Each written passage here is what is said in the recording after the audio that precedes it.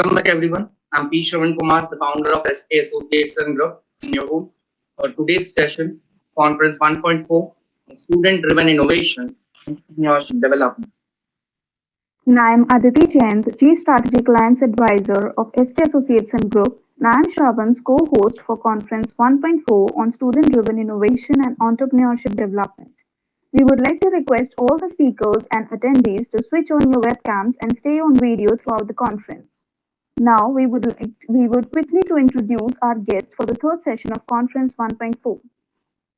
Firstly, we would like to introduce Dr. Stephen E. Phelan, Director of the Michael A. Linden School of Management, Entrepreneurship, and Hospitality, Professor of Entrepreneurship in the Pools College of Business at Kennesaw State University.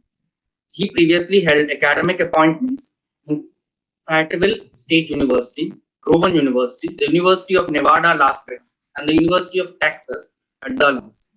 While at Fayetteville, he served as the fund administrator for a local angel investment fund, delivered training in business and economic development in the U.S. Army Special Operations Command MBA program.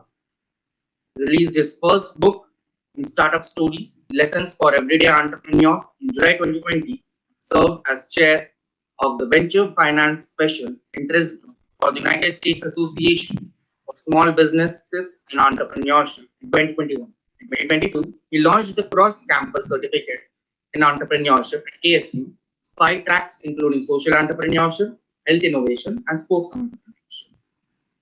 Our next guest on the panel is Dr. Tejani Goyal, a seasoned academician, an inquisitive person, a profound researcher, and an academic administrator with a persistent passion for upgrading teaching and learning.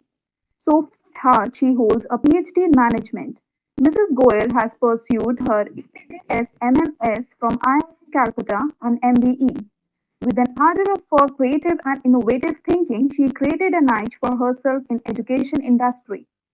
Having an experience of more than 15 years in academics, research, and teaching, backed with banking industry experience and expertise in transforming management institutions by focusing on organizational development in her current role as Director, FMS IRM, she has been contributing immensely in the success of the Institute with continuous perseverance in improving academic quality, research orientation, building global interface, developing entrepreneurial culture, improving corporate linkage, creating performance-oriented work culture, and digital branding has facilitated FMSRIRM in reinventing management education. We're also glad to have Dr. Prashant Sharma, who has pursued his PhD from Chaudhry Charan Singh University in Meerut and is a professor at Diwan Institute of Management Studies, Meerut, for the MBA department since November 2019. He has worked as an associate professor in Diwan Institute of Management Studies, Meerut, in their MBA department from July 2014 to October 2019. Dr. Sharma has also written a thesis on financial products of private and public sector banks, special reference to ICICI Bank and State Bank of India, recognized by CCS University, and has published 5+ research papers in recognized Scopus journals. Our next guest for today is Mr. Banerjee, who is currently associated with the Indian Institute of Management Rohtak as a lecturer of law and is also the founder and partner at Lex Assisto, a Lucknow-based law firm working in several parts of India in various corporate and commercial matters. He is currently serving as the legal advisor of JC Group Lucknow. Previously, he has also advised and assisted in getting various partnership firms, MSME entities, companies, NGOs, and startups registered all across the nation. Mr. Banerjee has been awarded as the Young Researcher Award 2022 by the Institute of Scholars. Mr. Banerjee is currently serving as the state head Rajasthan of the World Cyber Security Forum India and legal advisor of Project Parva NGO and GC Foundation. He also holds the position of advisor in various national law journals. He has been appointed as an advisor at the 41st World Conference on Applied Science, Engineering and Technology 2022 and the Asia Pacific Conference on Educational Research, Social Science and Humanities 2022. He has worked for companies in India consisting of JVK, EMRI, Tata, ACC Cement, American Express, JC Group, etc., where He has advised on various cases and holds expertise in commercial law, business transactions, along with general corporate advisory. He has published several research papers in various national and international journals. He has also authored 5 books on comparative public law, women's rights and constitutional law, etc. Mr. Banerjee is a professor of corporate and commercial laws including insolvency and bankruptcy, company, GST, EPF, labor compliance, cyber startup compliances, and ADR laws. He takes pride in ensuring that his students get holistic knowledge and practical skill-oriented learning. We also have Dr. Prahlad Chaudhary Gurti, an associate professor of commerce and HOD, along with being the coordinator of innovation and entrepreneurship cell at Government Ram Narayan Shilaram College of Commerce and Management, affiliated to Bangalore City University. He has pursued his PhD in Gulbarga University, Karnataka, and has drafted and published a thesis on an evaluation of derivative trading in selected commodities. Dr. Prahlad has published 9 research papers in UGC listed journals, 29 papers in Google Scholar.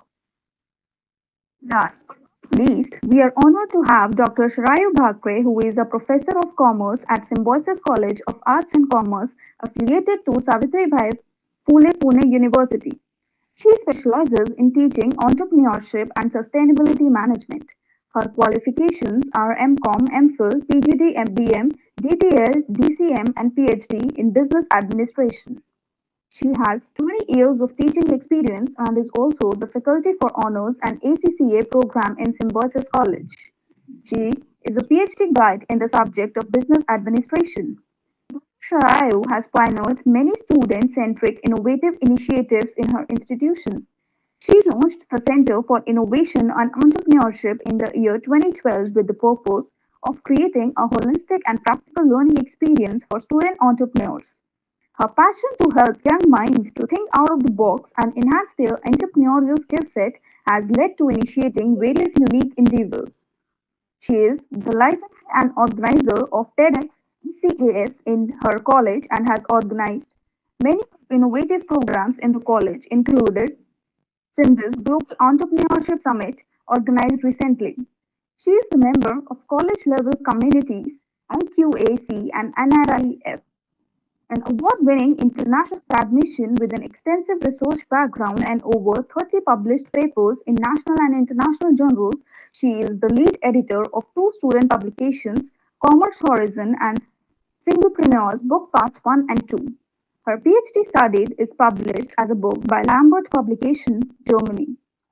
She was selected by the English-speaking Union London to represent India in Oxford University for the International Relations Conference. Also, she was invited in Centre for Entrepreneurial Learning, Cambridge University, UK. She has been the resource person in the international seminar at Cambridge Business School, France, wherein she curated the Digital Entrepreneurship and Human Development course. She was also the invited speaker on inclusive entrepreneurship in the University Saints, Malaysia. In the year 2018, she was invited to Varna University in Bulgaria as resource person in a doctoral conference. In the same year, she launched a course on corporate social responsibility on Udemy. She has guided students in writing, presenting, and publishing research papers in CSR, sustainability management, and entrepreneurship. She has been conferred by many awards for her contribution to the field of education.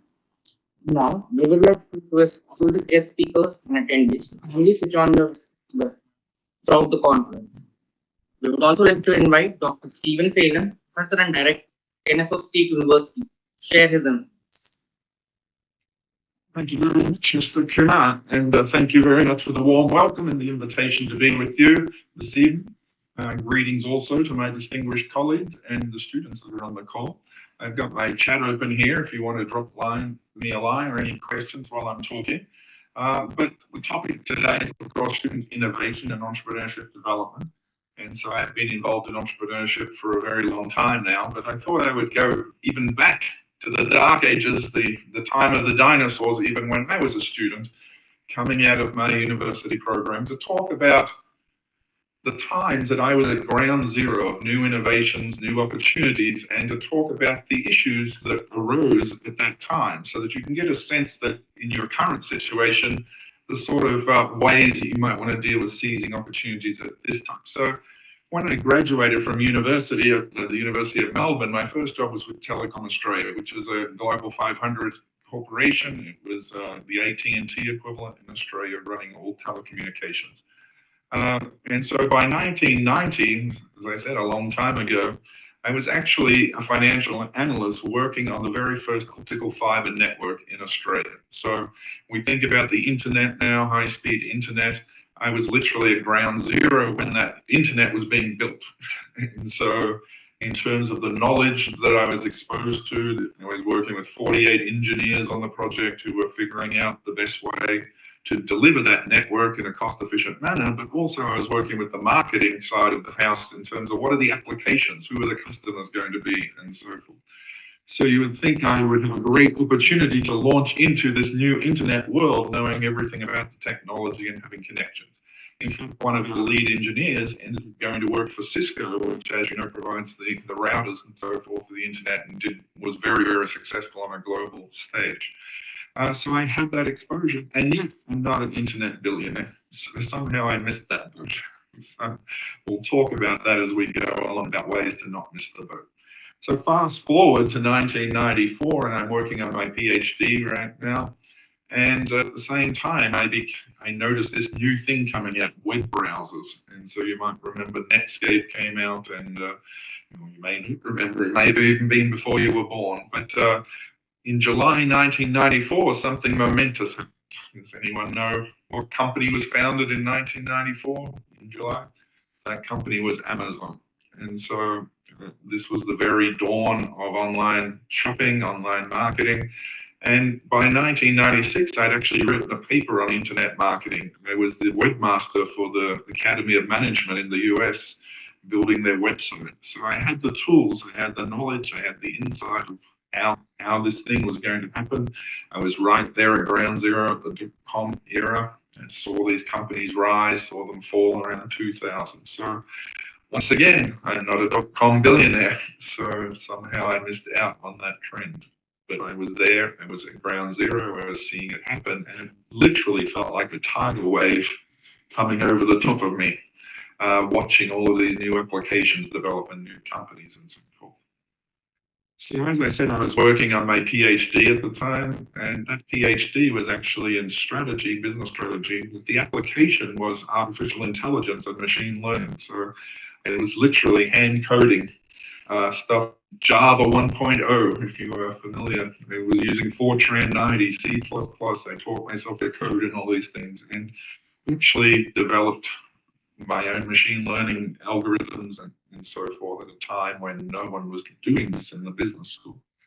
So again, the big buzzword today, right, is artificial intelligence, machine learning, and so forth. And yet I was working on this a long time ago. So once again, I have a feeling of this tidal wave of things hitting, new applications, new approaches, and so forth. So I've been writing some papers in this talking about what machine learning can and can't do.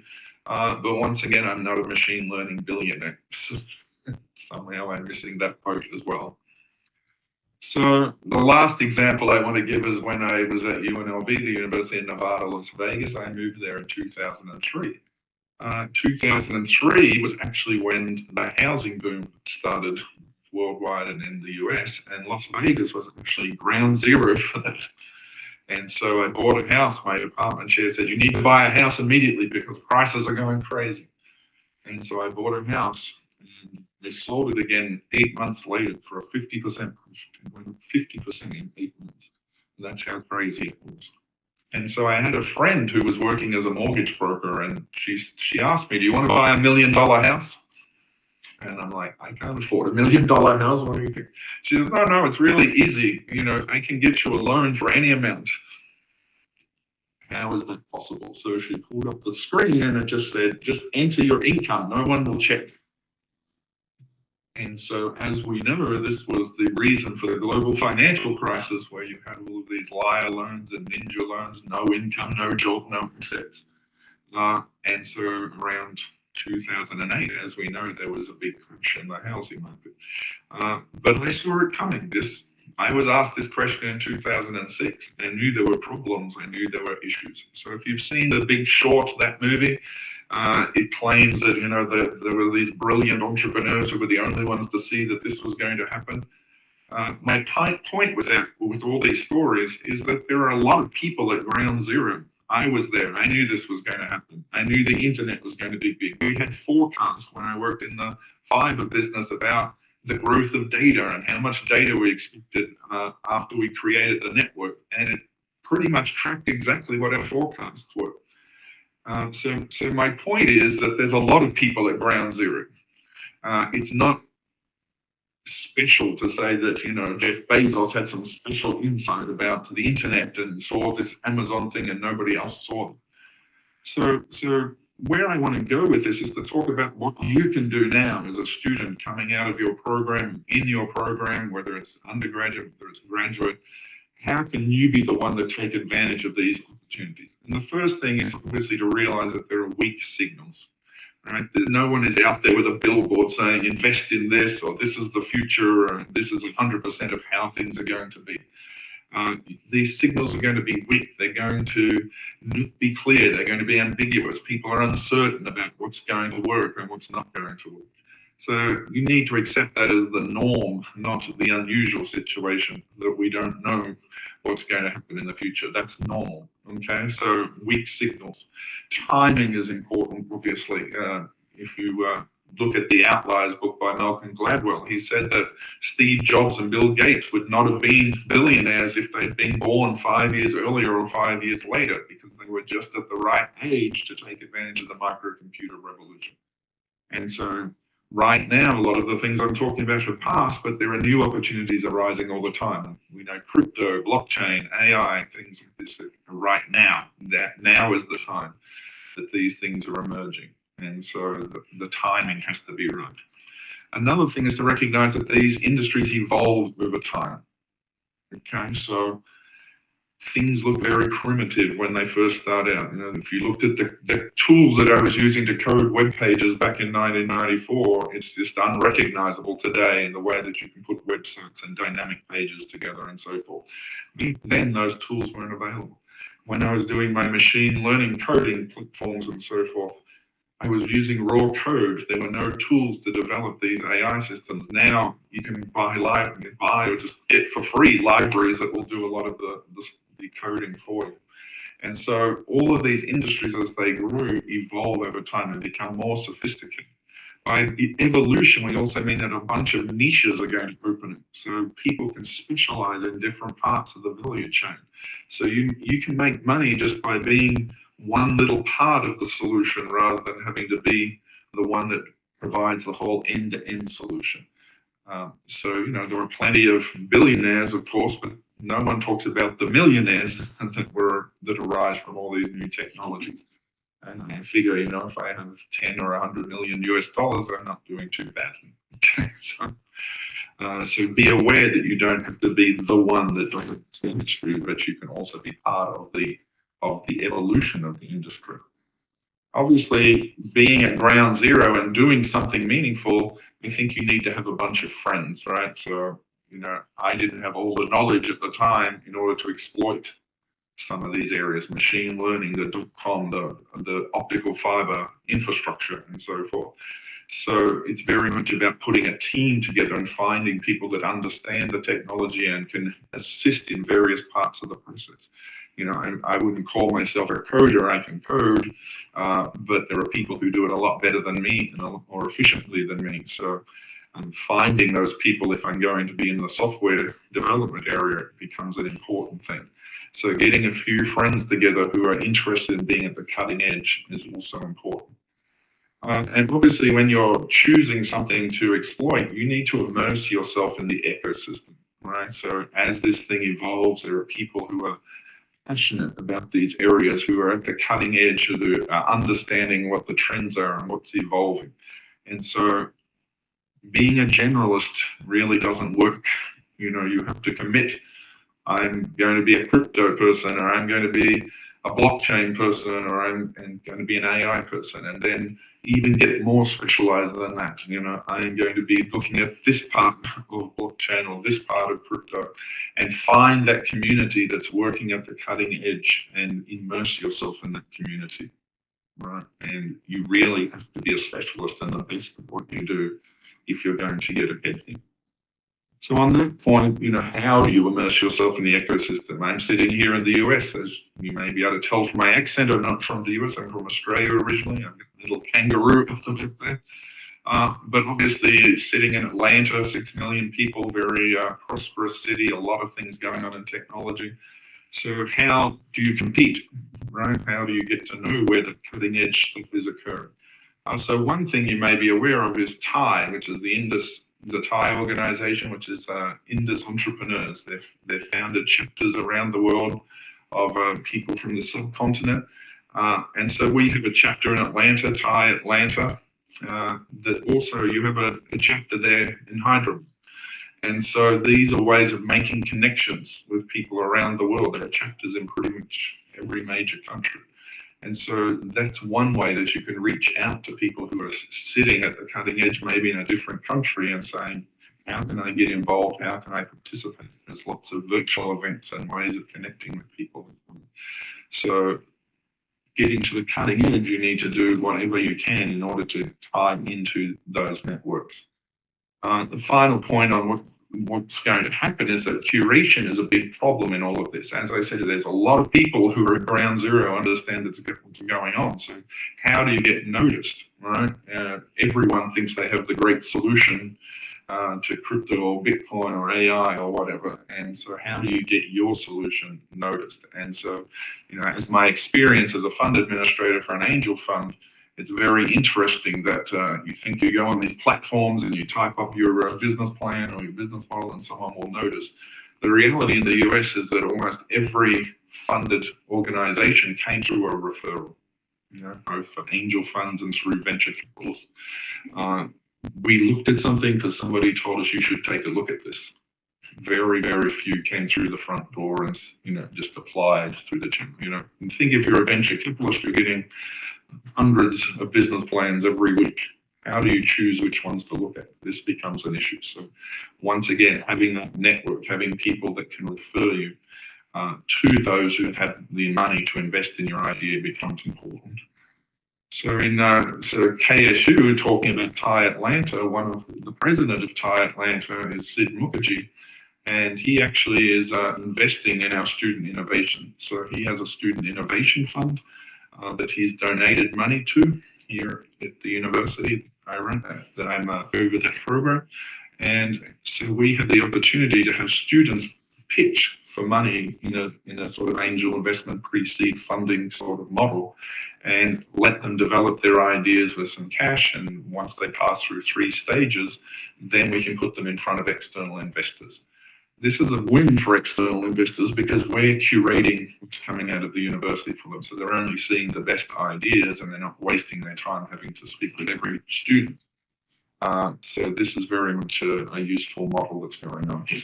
So I'd just like to end my remarks talking about the sports metaphor. So in my book, I use NBA and NFL, American sports, but I know everyone loves cricket in India. So also Australia is a little bit okay at cricket sometimes.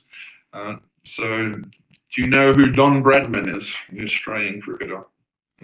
Some say the greatest of all time. Some take issue with that, let's say. And so to give you an idea of an entrepreneur, how much training you have to do, I liken it to being at the top of your field in sport. And so too many times I see students show up who say, I have an idea, fund me, give me money. And so the question is, what have you done to prepare? Have you trained like a professional athlete to prepare for this business? Think about someone making $1 million a year as a professional athlete. How much work did they have to put in to get to that level?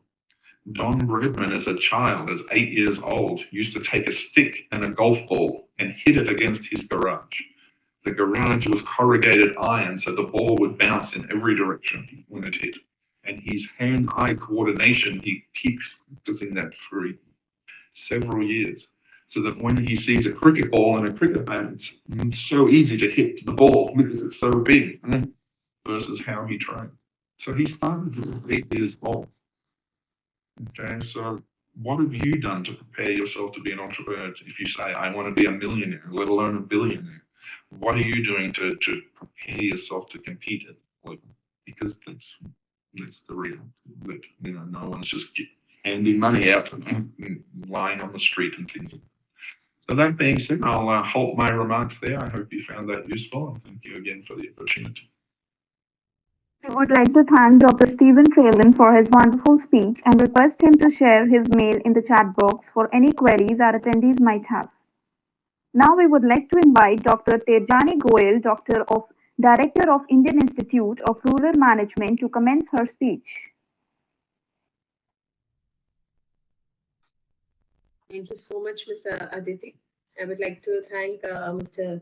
Sarna and Ms. Aditi for this nice gesture of yours, wherein you have clubbed the thoughts on building this entrepreneurship. This is something that is much required these days, right?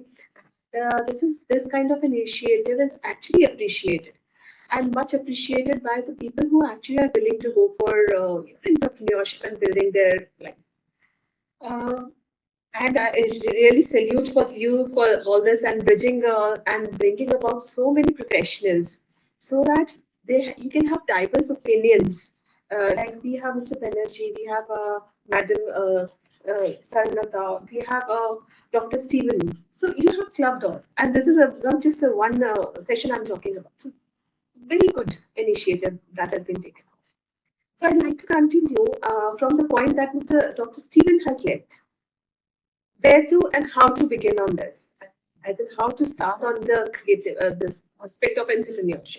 He has given a brilliant example by concluding his particular session or his talk. So I'd like to initiate from that. How does an entrepreneur borns? How is it brought to life?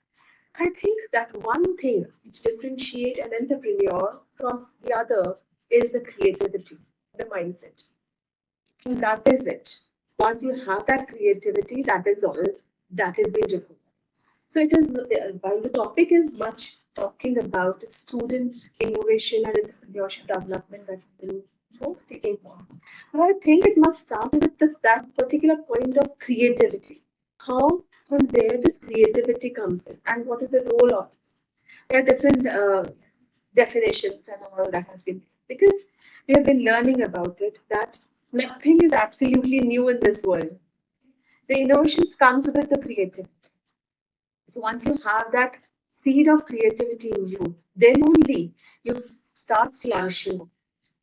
Right? So in my little speech of or the session of 10 minutes, I would like to just contemplate, and I would just like to think about the views of what we are doing. So I am the director with the Institute of Rural Management, initially known as Indian Institute of Rural Management, based at JEP. And what we have been doing to bring about this major change in the society, that is to build a skill set among people, or to bring about more entrepreneurs. So we has made a promise to the students to build upon 100% placements, and we offer that. If you'll visit our LinkedIn page, you'll find that we have always been, taking and completing that particular promise that we have made to the students of giving them 100% placements. Entrepreneurs also have grown up requirements of the country these days, and we have been focusing. We've been focusing this in the light of AICT requirements also, which have been always stating that we should build up entrepreneurship culture. So what my institute has been doing to build about this particular entrepreneurial talent is what I wanted to share. So I just would like to share my slide, if that is okay with you all. So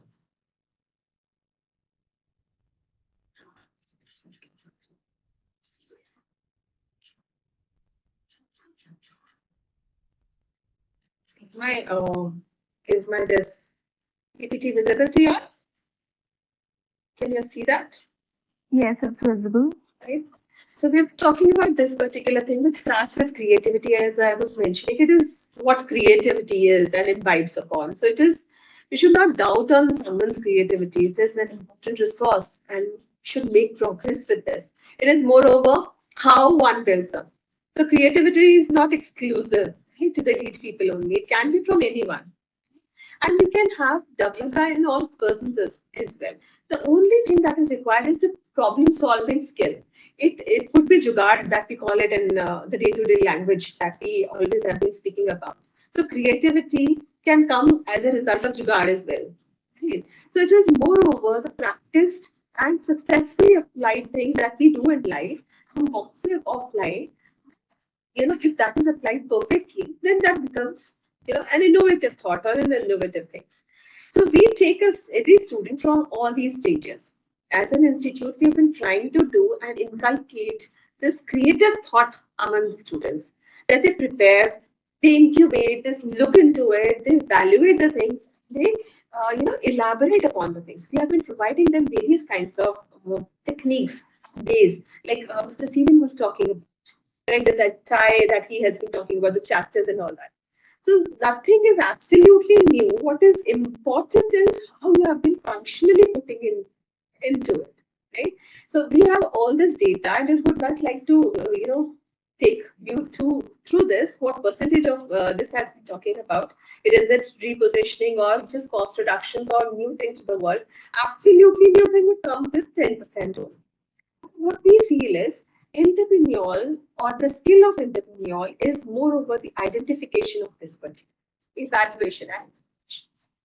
So what we have been doing, this is what my focus point is, what we have been doing to build about and encourage students to have more entrepreneurs there and more of entrepreneurship talent that can be built.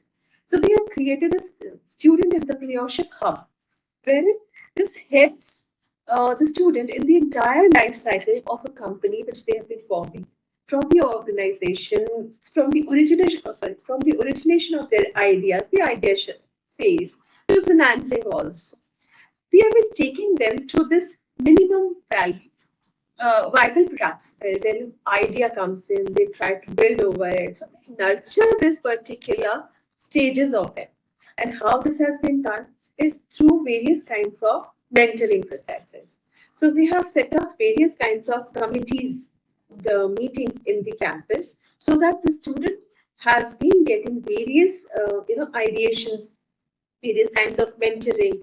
If it is required into technical phase, yes, it is for the techniques. We look for people who can guide them into technical aspects. If they are somewhere lagging into financial aspects, so we look for people who can help them. Not just the faculty mentors, but we also provide engagement with the industry mentors, the fintech companies. So we set up these kinds of meetings for them. And we organize also the hackathons, right? Hackathons, I'm sure when we are talking about this entrepreneurs, everybody would be aware of.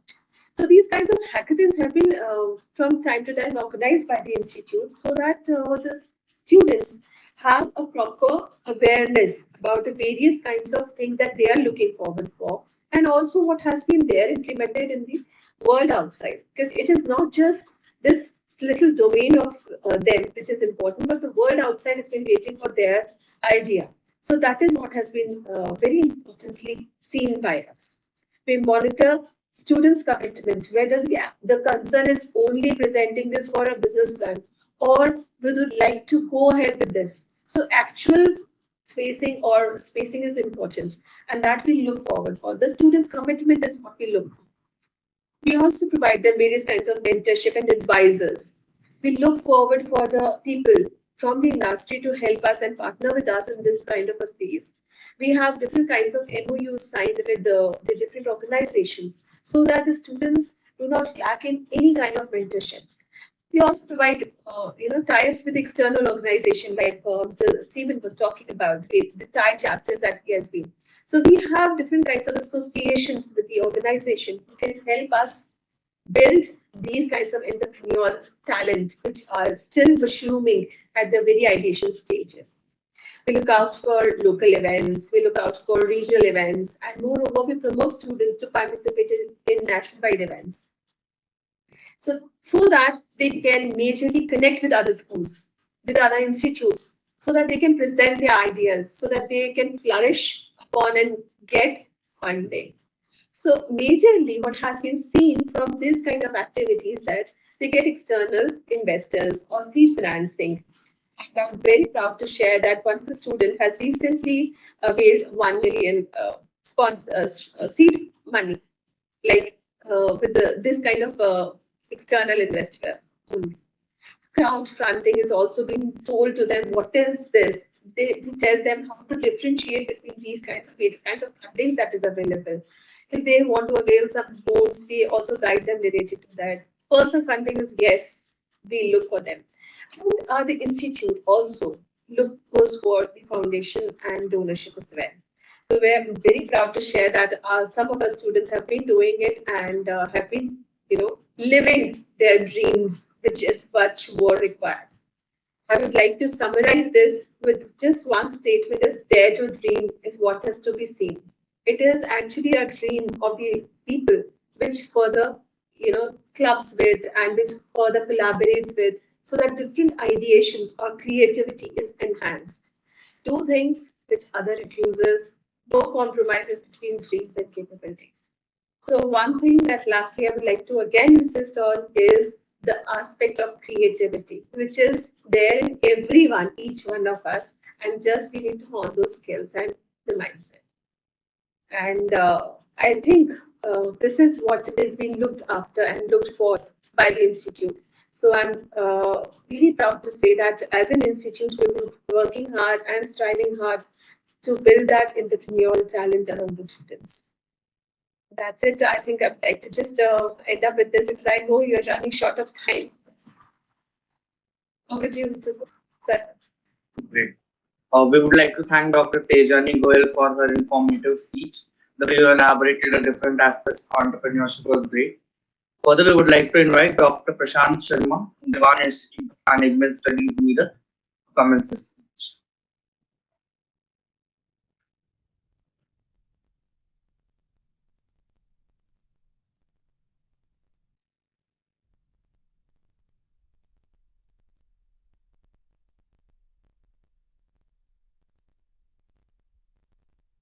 Dr. Sharma, you are on mute. If you could just unmute yourself, it would be a pleasure. Yeah. Yes, thanks to Shravan, you have given me opportunity to speak on the entrepreneurial development issue.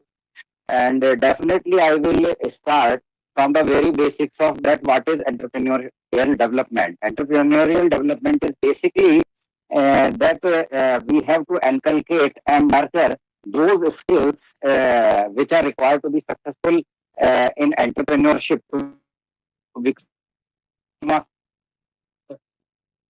an entrepreneur is in every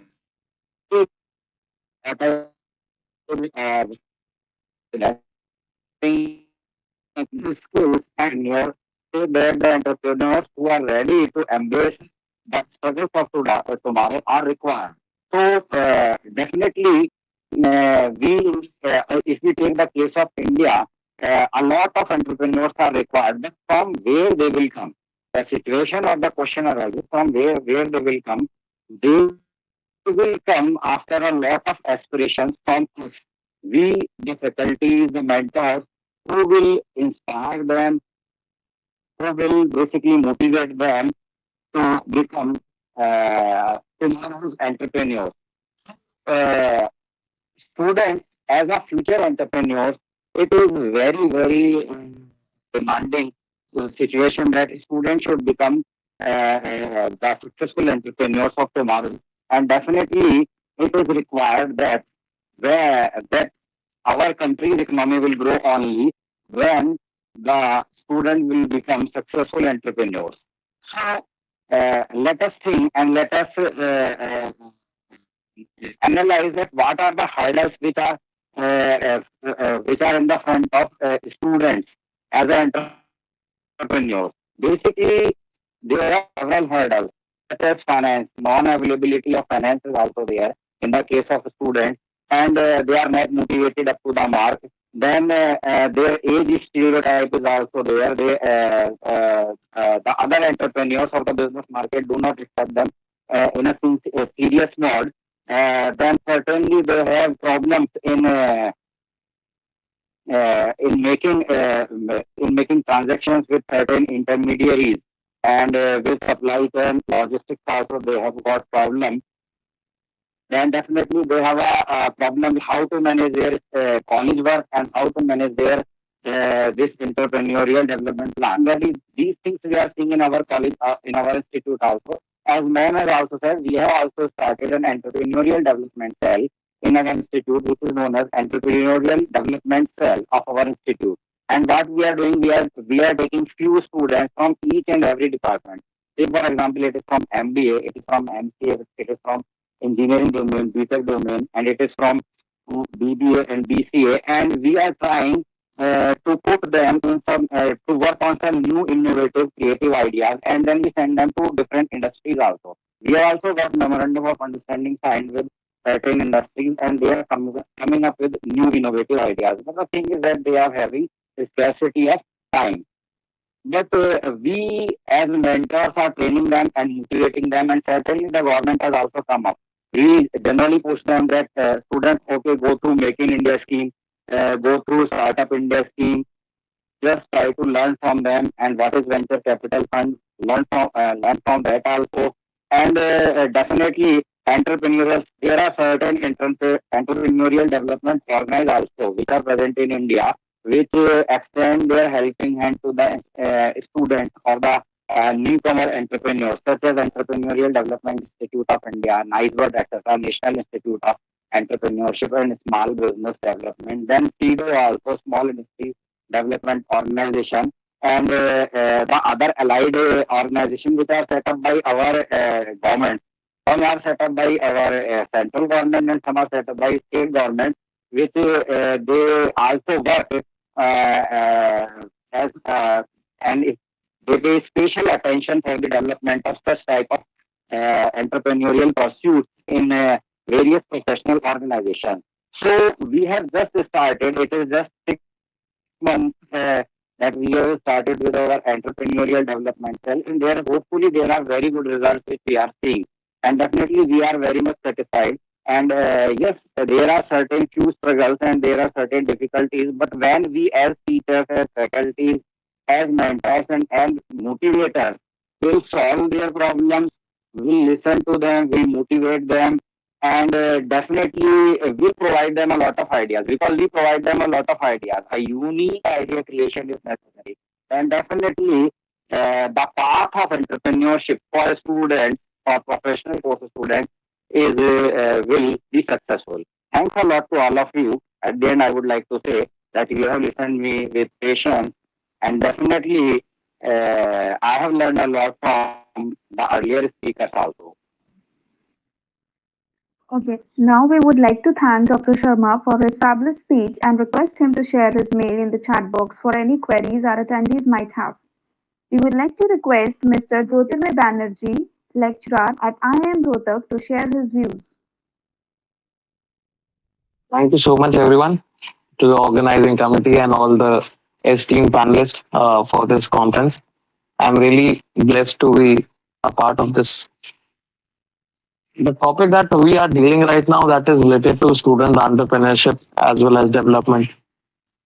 From the last almost 7 years when I was been working with this, I've always faced one of the important circumstances or the chain of events, which was that the society among us or near us, they are always with this attitude that a student cannot be the part of a startup, or the student cannot be the one who can actually start a startup. This has been something that is very fascinating in nature, and even point of proudness. A person should be proud enough that the people are not thinking as capable on the very first hand.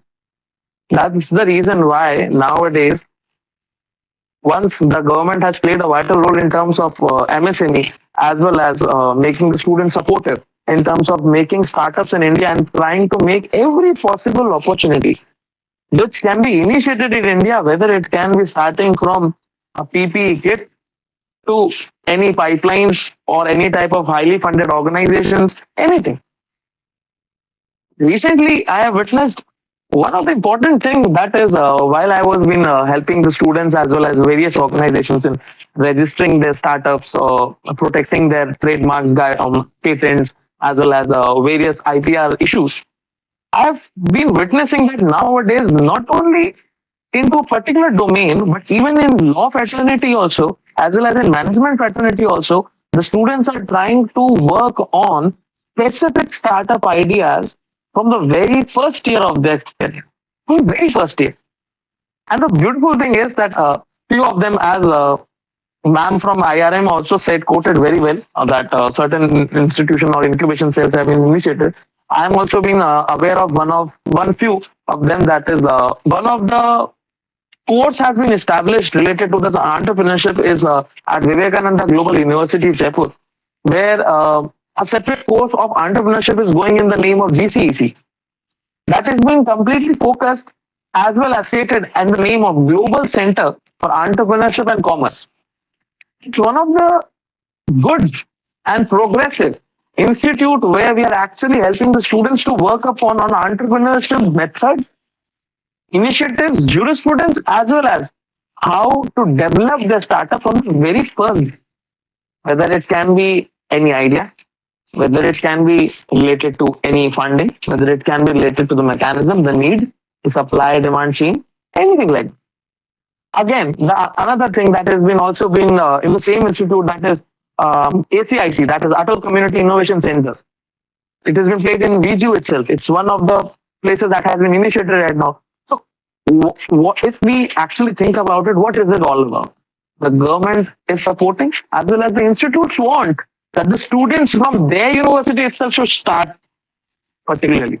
Even in various other institutions, in national universities and other private institutions, that is, one of them are legal incubation councils. They are formulated, as our fellow esteemed panelists said, that the MOUs have been duly signed and everything has been done. When we talk about coming back from all these theoretical aspects to some of the practical needs that is actually needed in our today's generation to the students, moreover, means whosoever is watching right now, I would only say one thing, that whenever we talk about any form of startup, the startup needs to be something related to a problem that is going in the market. First thing. If you think about any particular problem, then only you will be able to find a solution out of it.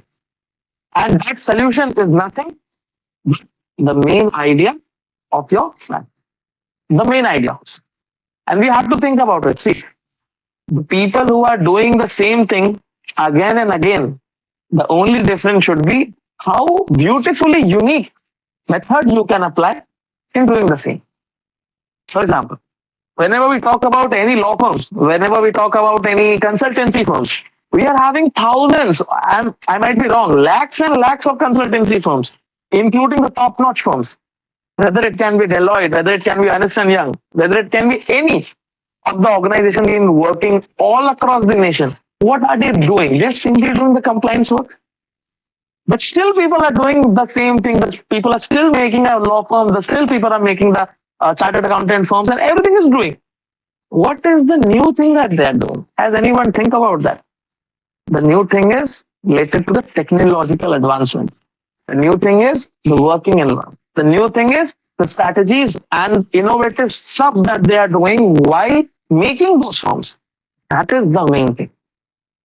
In India, till now, I have been registered with more than like 170 plus organizations related to their compliances. And in those things, I have witnessed one thing. People have their idea completely how to do that. But they don't miss only one thing. And that might be very funny. That is, they don't know how to make money out of it. They have the idea. They know, okay, we'll be solving a problem. They know this is very good. This has not been done in India. But they don't know how to generate money, how to. Funding is a huge and afterwards process. Firstly, we have to think that any person cannot generate the money directly from giving the money from his pocket. He cannot do so. And even the person, nowadays I have witnessed that they are like, they have to make their website from their money. They have to make an app from their money. They have to give the amount to CA from their money. And after a period of 3 months, 4 months, when they see that now I'm all like insolvent, I'm not having anything in my hand, I feel like the startup is a waste of money. It's of no use. Why? Because the whole money is from going from their partner's pocket only. So many of the people actually came to me and they said that, sir, we will be registering it, we will be doing trademark, copyright. Within 2 months of the startup has been initiated. I will be doing the copyright of my ideas, I will be doing for patent, I will be going for trademark registration of my logo. So I don't know how the money has been coming. Will the money will be coming in any way or not? So Very top. these, so these are something that I believe. Yeah. I would request Prasant sir if you can please mute yourself. Any. Thank you. जरा सा. So these are something that when a person believes and jumps into, not a person, I would say a baby boy in terms of entrepreneurial development, when they reach, they are the persons who really feel like that whether it can be a cup of tea for me, because we are nowadays seeing Shark Tanks like anything. The people are going, they are witnessing Shark Tanks and they are like, oh, millions and millions of amount are coming just by giving a pitch. How is it possible? Even in IIM Rohtak only. Yesterday, it's a matter when I was discussing about this conference that I will be giving a speech upon it.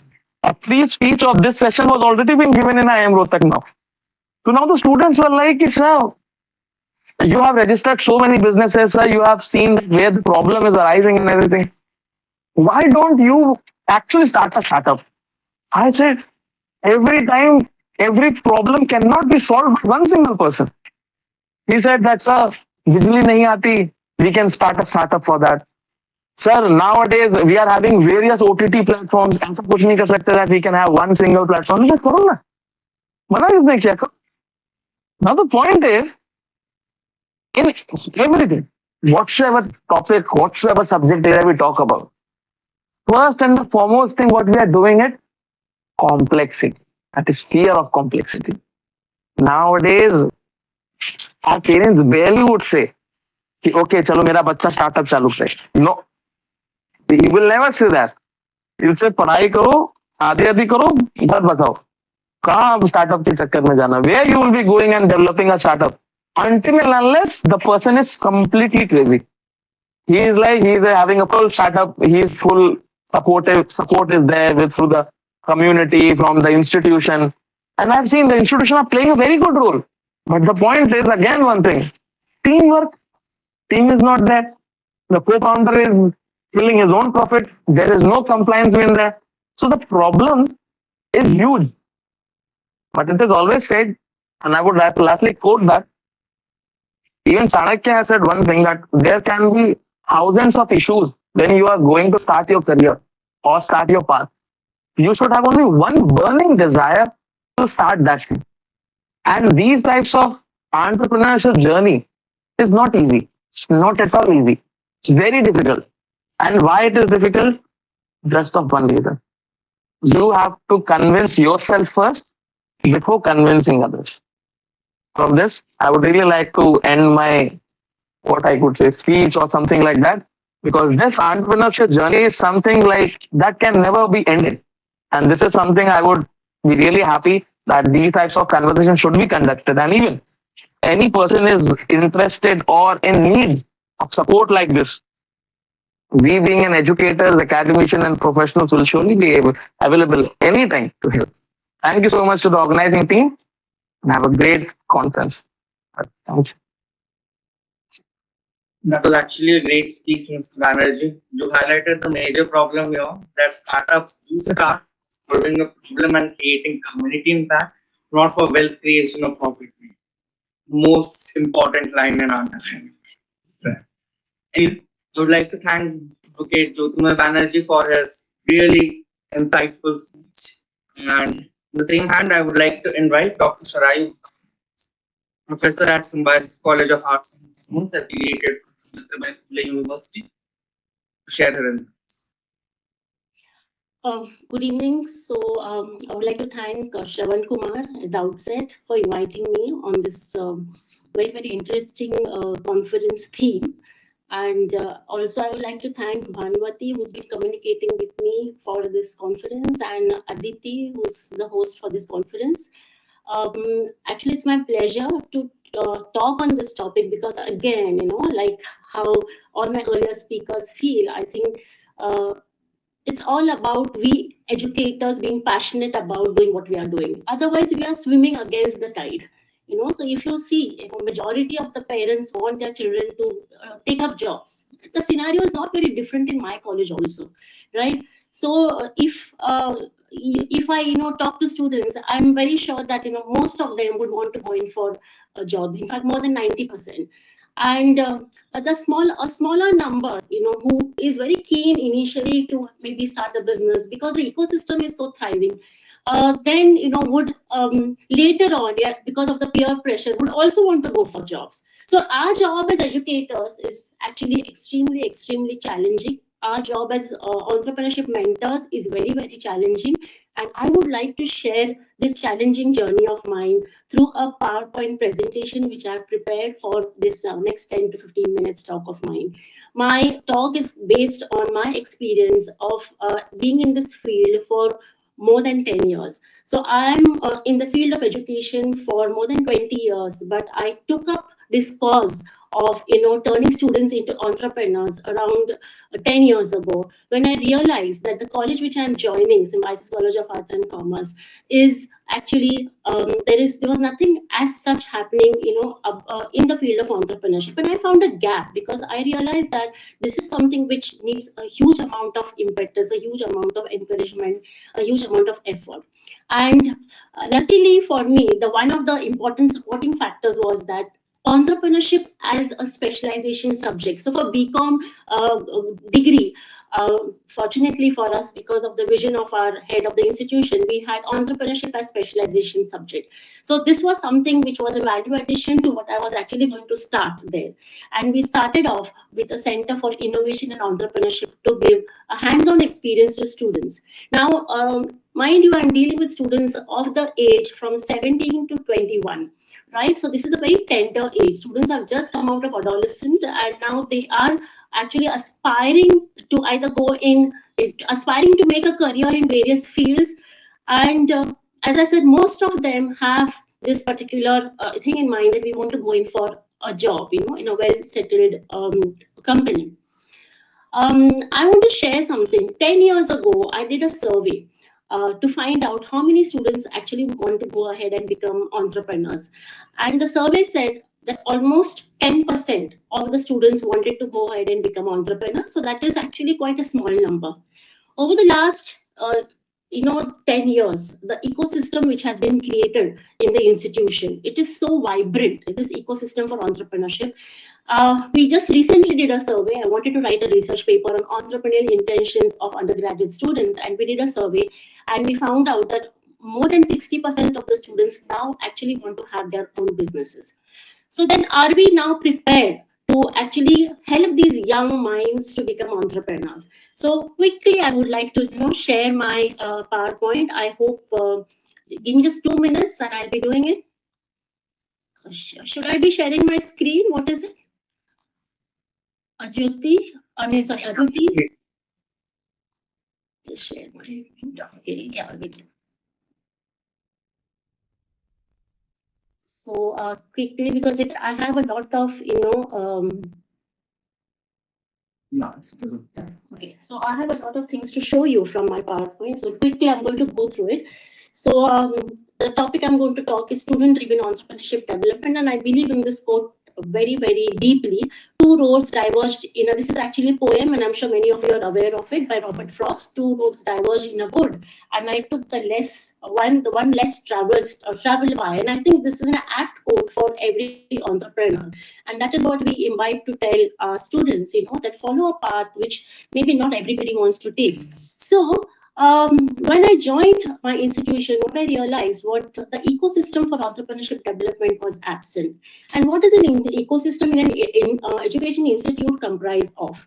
So important, of course, is the main stakeholder, that is students. That is one of the important stakeholders who we are going to now, train to become entrepreneurs.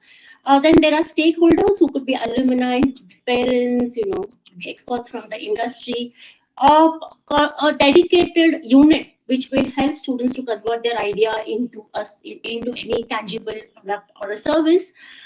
We also need to educate them about entrepreneurship. So it's not only about awareness but education. So a proper maybe entrepreneurship curriculum, a huge support, okay, from the institution. So this entire ecosystem needed to be created in the institution, and then my efforts started towards how we could create this particular ecosystem, because unless there's a positive ecosystem, we cannot groom students to develop their entrepreneurial mindset. So we started off by, of course, the curriculum of entrepreneurship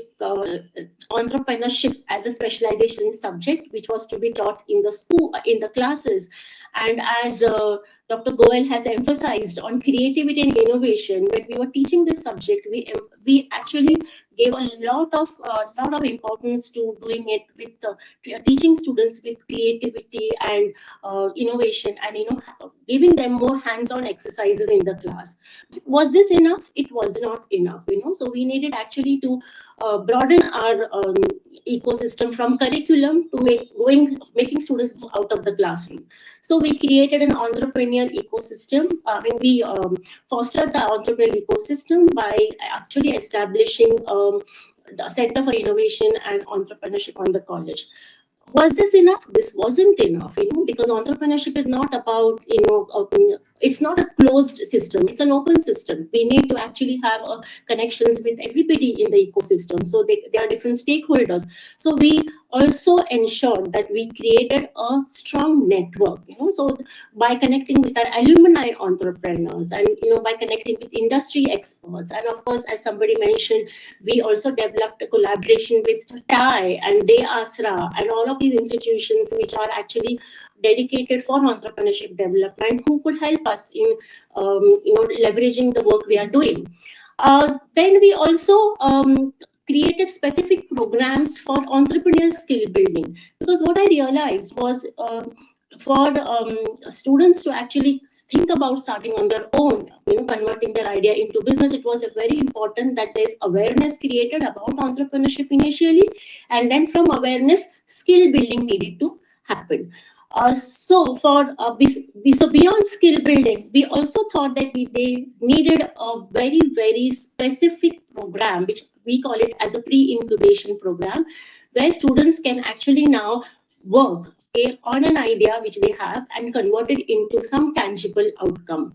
Now, again, I want to emphasize the age of these students. So these are students who have just finished that 12th standard, and they have come in the undergraduate college, 17, 18, 19-year-old. So many of them do have an idea, want to, maybe work on their idea, but they don't have a platform.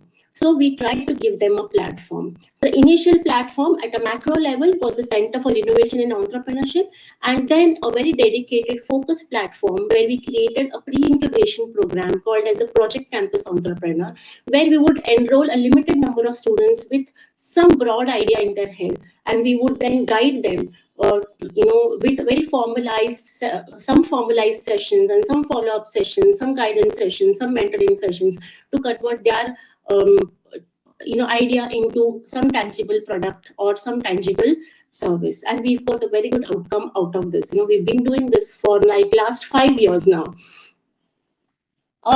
So initially the challenges which we faced at the institution level was the mindset itself. As somebody mentioned, the parent support. So the first important was the student mindset, which was a very job-oriented mindset, which was they wanted to, because we do have good placements also in our institution, so students also wanted to go in for placements. We want to take up a job. The second mindset was, of course, from the parents who also, as somebody said earlier, some speaker said that the parents want the students to, take up a job and then live a life happily ever after. And the mindset of the institution itself, which was also more focused towards, the students should be placed. So all these were, challenges which were there, and I could visibly see these challenges, and now I had to break through. So to break through, of course, we did then follow this process of awareness, education, skill building, and then startup creation. So this is the process which we followed through consistent endeavors, such as giving organizing a lot of awareness activities, student entrepreneurs interactions, talk shows. Alumni entrepreneurs were invited to talk to students so that the students actually come get some courage looking at them. Experts were called. So, of course, sessions, workshops, and then the Project Campus Entrepreneur Program, as I have already mentioned about. So, the Center for Innovation and Entrepreneurship since last 10 years have been, actually working very, very aggressively and dedicatedly to see that students are guided to at least develop an entrepreneurial mindset. So they should be developing an entrepreneurial mindset. So if not immediately after graduation, maybe after 4 years, 5 years, after they graduate, they will become a startup founder. So what type of entrepreneurship do we foster in our institution? One is the business entrepreneurship, that you need to actually have a business which is a profitable business. So we do have a lot of initiatives, a lot of programs which actually help students to think about business entrepreneurship. So we have business plan competitions, which we organize at national level, seminars, summits, and all of that. Then there is social entrepreneurship also, which I feel is so important in a country like India, which is a developing economy. Yes, there are problems, and if not the present generation, who's going to think about providing solutions to these problems? So there are efforts taken in the college to see that students are sensitized and become social entrepreneurs also. So for that, again, there are different initiatives which are being organized. So we have a national level business plan competition called as Manthan, which everybody is welcome to participate in. And then we also every year have this green business initiative where students actually think of some green businesses and come forward. Then another field which I feel is neglected in terms of entrepreneurship is art entrepreneurship. That is, we do have a lot of students who are artists, who have maybe excellent drawing skills, sketching skills, excellent at any form of art, craft. But when they come to take a commerce degree or a management degree, they just do not want to pursue that. So why not help them to take this forward? And so we started an initiative called as Indradhanu, through which we actually encourage students to take up art forward, and then how they can convert their art into business. So this is also something which students are doing. We do it annually in our college. And then I realized that the basic component of any business is research. I mean, to start any startup is you need to have very good, research skills. So how can we imbibe and embed those research skills? So we've started with a research publication specifically focused in the field of entrepreneurship and innovation. And since last year, we've got Emerge as a research publication. So entrepreneurship skill building has been happening in our college. And if you look at the slides, we have a lot of interactive sessions. Then we've got workshops happening under IPR, design thinking, creativity. And then we also take students to, of course, for visits to startups and also to industries. But one of the important visits is we also have, under the Symbiosis International University, there is a Symbiosis Center for Innovation and Entrepreneurship, where so entrepreneurship and innovation, which is an incubation center. So once in a year, our students are taken there, and there's an immersion program where they work with the incubators. So they get to know how incubators actually work. And then, of course, flea markets is annual program event which is organized, and at intervals we give opportunities to students to participate in flea markets. We've also realized that it's important to pen down stories of our alumni entrepreneurs, because they are the ones who are going to be inspiring our present generation. So we've started Symbipreneurs. Until now we have published 4 books on Symbipreneurs, which comprises of stories of student alumni entrepreneurs. And Indradhanu, the art and craft exhibition, which I have already mentioned about, where students then are guided to convert their art into business. The entrepreneurship summit, we plan competitions, and the research paper, research publication, which we've started for on entrepreneurship to instill research skills in students, basically. So the highlight of what we are doing in the college actually is the Project Campus Entrepreneur, which is a pre-incubation program, which is a 45 hours. It's a credit-based program where students are actually in a very formal setup, are guided to convert their idea into any tangible product. So through this, they get a lot of opportunities to participate in various exhibitions, not only within our college, but even outside. They also are guided systematically to product development, innovation, product packaging, and then ultimately how to register your business and how to go about having your own startup. So some of our student entrepreneurs of the Project Campus Entrepreneur project have been working on some of these products, like this is the age, so this is what they have been working at that particular age, making customized jewelry, customized cloth bags, wooden bird houses, organic handmade beauty products. And students have done this consistently for 2 years on the campus. So the tagline or the logo for student entrepreneurs, for the Project Campus Entrepreneur, the tagline is experiment to experience. That means students are allowed to experiment on the campus so that they become, they get the experience of becoming a startup founder. So these are some of the interactive sessions which we have been holding not only offline but also online. We've also have students interacting with the Shark Tank, the Shark Tank participants who had come to talk to our students online, and our alumni entrepreneurs and some well-known entrepreneurs. We also have very often conduct workshops for our students where students are actually again trained to develop their entrepreneurial mindset. The national level B plan competitions, we have in two categories: the national level intercollegiate social business plan and the commercial business plan competition. Then there are national seminars which are organized. There are also global summits which we organize every year. So the objective of this, that our students should be having a very strong network in the entrepreneurship ecosystem, so that if they think of becoming entrepreneurs, they have a strong support system to move ahead. So this is the Indradhanu art and craft exhibition, where students actually display their art, but they don't stop here. They're also trained to convert their art into business. So we also give them a lot of inputs as to how they can convert their art into business. So some of the experiential learning also comes from when they visit some startup founders, some industries, some incubation centers, and there's a learning which happens from there. Again, what is shown in this slide is a part of experiential learning where students actually come forward very enthusiastically with their own products. So this is something which they are making on their own, which they come forward and they participate in exhibitions like this. And then they also, of course, incur sales.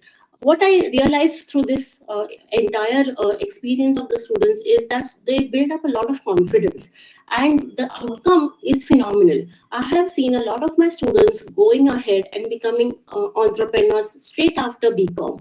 So I'm very proudly, I would like to present some of our, these are a few of many who have gone ahead to become entrepreneurs. So Tanya Tiwan and Gautam Ganorkar and Harsha Hemnan, you can see they all are entrepreneurs, and they have chosen to be entrepreneurs straight after their BCom degree. So none of them are doing post-graduation. They are now working full-time into their business. So this is what I feel is the outcome of all the efforts which we have been taking at Symbiosis College with our students. These are again some of our students who are working on their startups or who have joined their family business and doing super well. One of the good things which happened with our efforts was in the year 2018, our college was selected for the formal inaugural of our Entrepreneurship and Skills Center by the Prime Minister. Of course, this was virtual by the Prime Minister of our country, and there was a formal inauguration of the Skill and the Entrepreneurship Center. And this is, I think, a very big value addition to what we were doing. We've also received funding from the government from RUSA for the entrepreneurship and skill building activities, and because of the government support also we've been able to do a lot of things. So things at the institution level have changed considerably. There's a huge support from the management. There's a lot of funding for whatever we are doing. We've also now set up an institution innovation council, and we're also working under the Ministry of Education through the Institution Innovation Council. So this is one of our student entrepreneurs who had won the first prize as the business fair, which was held outside the college. So this is the team of our the entire team, and with one of the celebrated entrepreneurs, the Venkatesh Iyer, if I'm not mistaken, of Goli Vada Pav. And this is what we have been doing, and I'm extremely proud to say that what efforts we've been doing in this field has actually yielded us a lot of good outcome and good results. So thank you once again, and I must thank all of you all for giving me this opportunity, because I think entrepreneurship educators and mentors very less in time get this opportunity to present the work they are doing. So thank you so much, and glad to be a part of this forum. I would like to thank Dr. Sharayu Bhakkare for her informative and appraising speech. It was quite good and quite amazing to see student actually making a difference in the world. Now, I would like to request the HR team to kindly share the link for the certificate in the chat box. And I would also like to request all the attendees to ensure that you fill the certificate link ASAP, because the link will be deactivated at exactly 8:40. So I need you all to fill it before then. Further, I would like to request Dr. Sharayu Bhakkare to kindly share her email ID in the chat box, so that if the attendees have any queries, they can mail you out straight away. We would like to thank all our guest speakers on the panel, all these 3 days, the sessions, for making this conference such a warm and productive event. The views, insights, the presentations, and definitely the successes will be released on all our social media handles. The conclusion statements from all our guests will also be released on the same. And now we would also like to thank all the attendees patiently hearing us throughout the conference. 3 days continuously, 1.5 hours is a great time, I know. But I would like to thank you all for giving your time here, definitely for learning patiently. We shall return next month again on 2025 on Entrepreneurship, Emerging Trend in Sustainable Entrepreneurship. Until then, stay tuned and keep drinking. Have a great day. Best wishes.